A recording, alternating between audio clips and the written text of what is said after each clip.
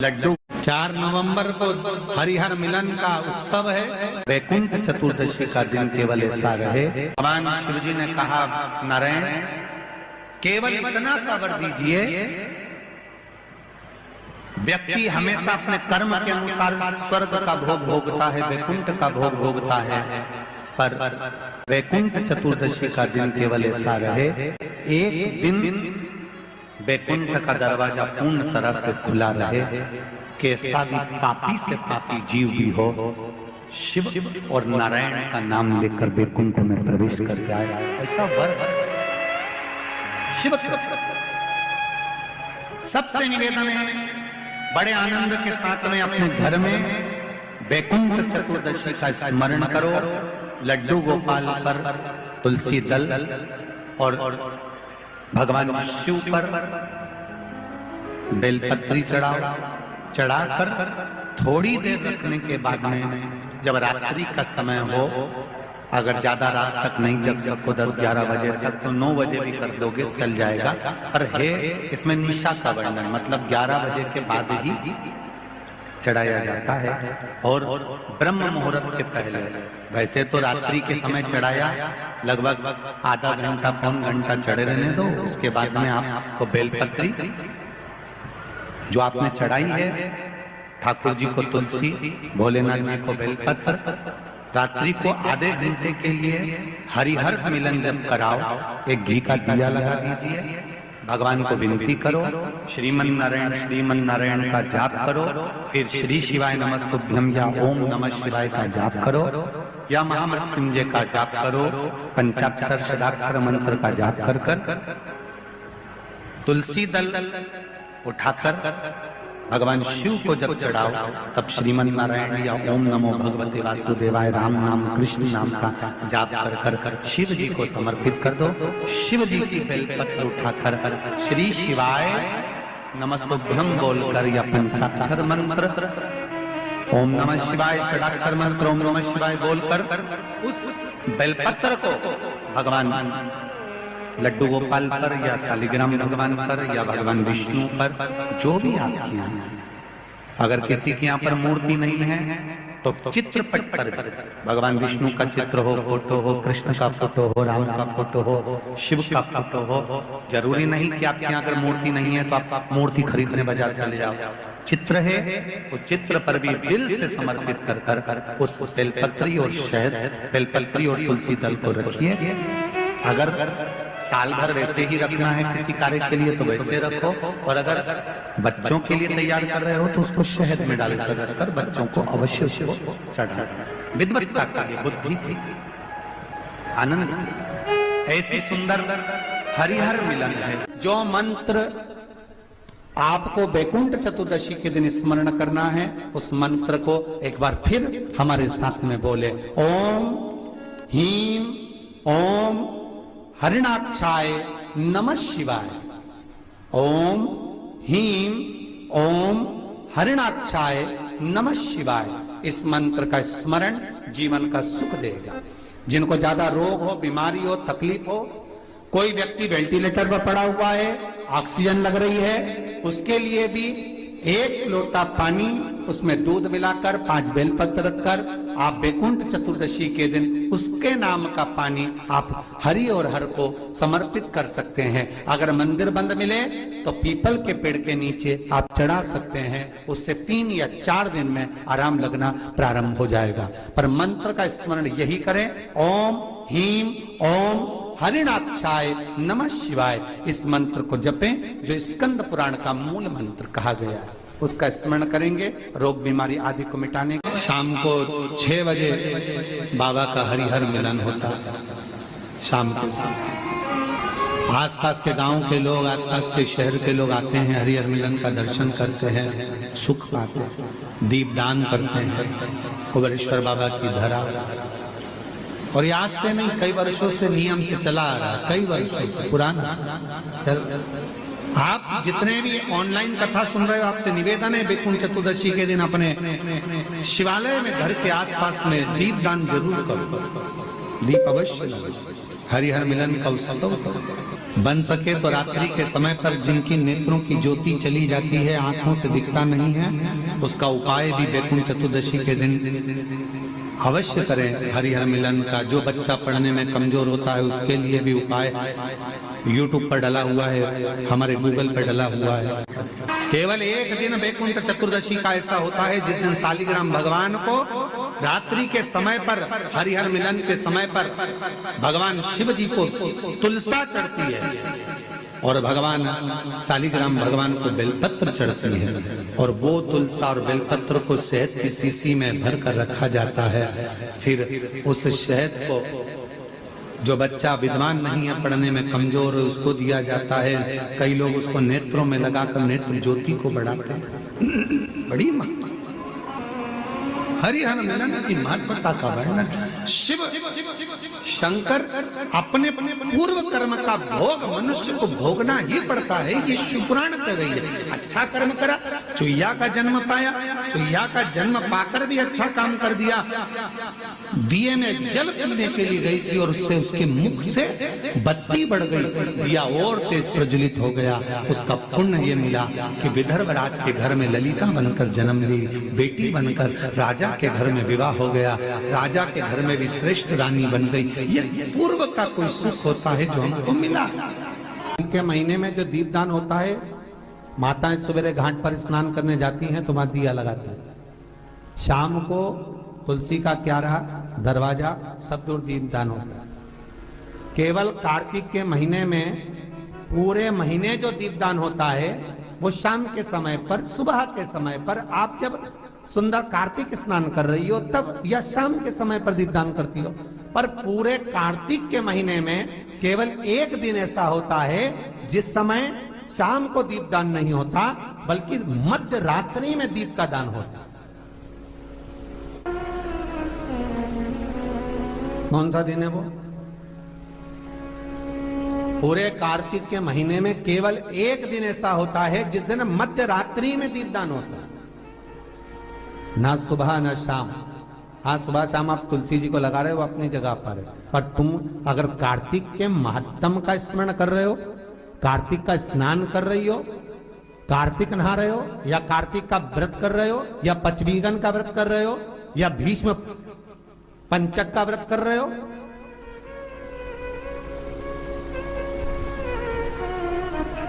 या कार्तिक स्मरण का व्रत कर रहे हो, कार्तिक का अनुष्ठान कर रहे हो, तो उसमें एक दिन ऐसा होता है जिस समय सुबह शाम दीपदान का फल नहीं है, रात्रि के मध्य में दीपदान का फल है, और वो है वैकुंठ चतुर्दशी का दिन। पूरे कार्तिक के महीने में केवल एक ही दिन रहता है जिस दिन शाम के दीपदान का फल नहीं है, मध्य रात्रि के दीपदान का फल। दीपावली पर जो दिए लगाए वो 11 दिए, 21 दिए, 5 दिए, 7 दिए, ऐसे लगाए जाते हैं। एकादशी के दिन जो दीपदान करा उसमें 11 दिए, 7 दिए, 21 दिए, ऐसा दीपदान होता है। पर वैकुंठ चतुर्दशी का जो दिन है महाराज, इस दिन रात्रि को 11 बजे से लेकर 12:30 के बीच में दीपदान होता है, और 14 दिए का दान होता है महाराज। इसमें 14 दीप,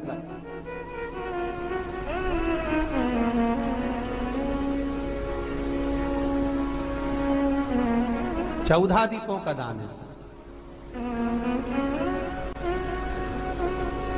निवेदन है आप सबसे कि प्रयास करना कि घर के बाहर आप एक दीप, जहां पर आपका जलाशय है, पानी का स्थान है, वहां रख दें, और एक दीप तुलसी के क्यारे के पास रखें, बाकी के दीप आप घर के बाहर लगा। 14 दीप लगा रहे हो, कामना रखकर लगा रहे हो कि मेरी ये कामना है, तो वो दीप का, बाती का मुख अपनी ओर रखना, पर कोई कामना नहीं।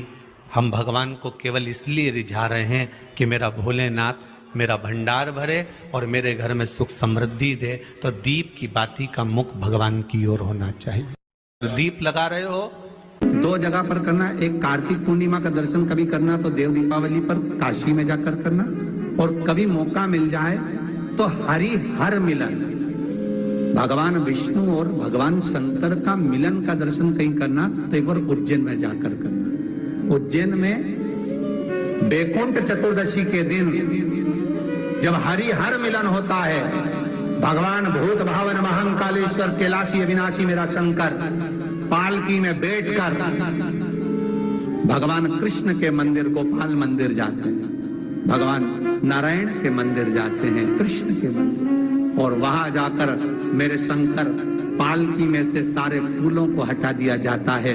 शंकर और भगवान नारायण को आमना सामना कराया जाता है। आमना सामना कराते समय भगवान नारायण के गले की पुष्पमाला गिरती है, शंकर भगवान की बेलपत्र गिरती है। नारायण की वो माला तुलसी शंकर को चढ़ाई जाती है, शंकर की गिरी हुई बेलपत्र नारायण को चढ़ाई जाती है, और पालकी 7 बार घूमकर वापस महाकाल की उस मंदिर में पहुंच जाती है। कभी और दुनिया के इतनी आतिशबाजी की शायद भारत की भूमि पर कहीं इतने फटाके फूटते होंगे जो उस समय पर फूटते हैं जब हरि और हर मिलते हैं उज्जैन नगरी।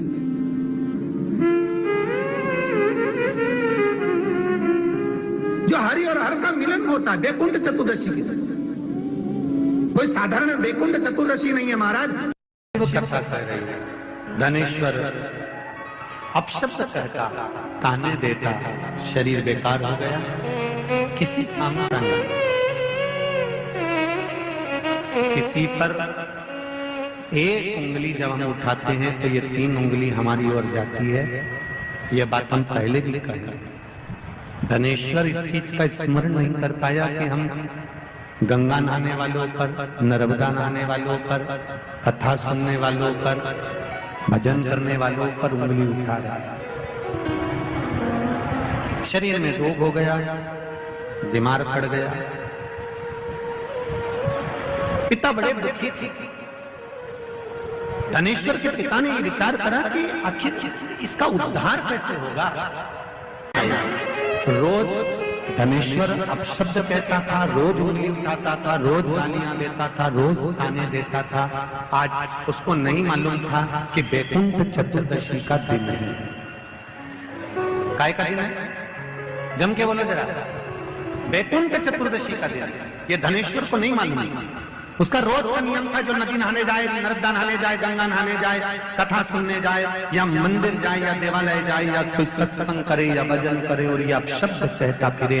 तो धनेश्वर आज फिर एक भक्त स्नान कर आ रहा था, जल का पात्र हाथ में था, सुबह का समय था, शिव जी को जल चढ़ा रहा था। शिवालय में जल चढ़ाते चढ़ाते धनेश्वर ने आज कुछ कहा नहीं, आज कुछ नहीं कहा, पर धनेश्वर ने उस जल चढ़ाने वाले का सुबह के समय पर केवल जल चढ़ाते समय मुख देखे, और मुख देखा।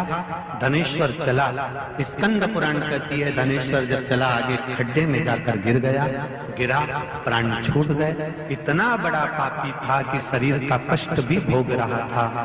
उसके बाद भी ये मरने के बाद नरक नहीं गया, अगर गया तो बैकुंठ गया। कारण केवल इतना सा था कि जिस दिन इसने जल चढ़ाने वाले का दर्शन करा था वो बैकुंठ चतुर्दशी का दिन था, और बैकुंठ चतुर्दशी के दिन का दर्शन था।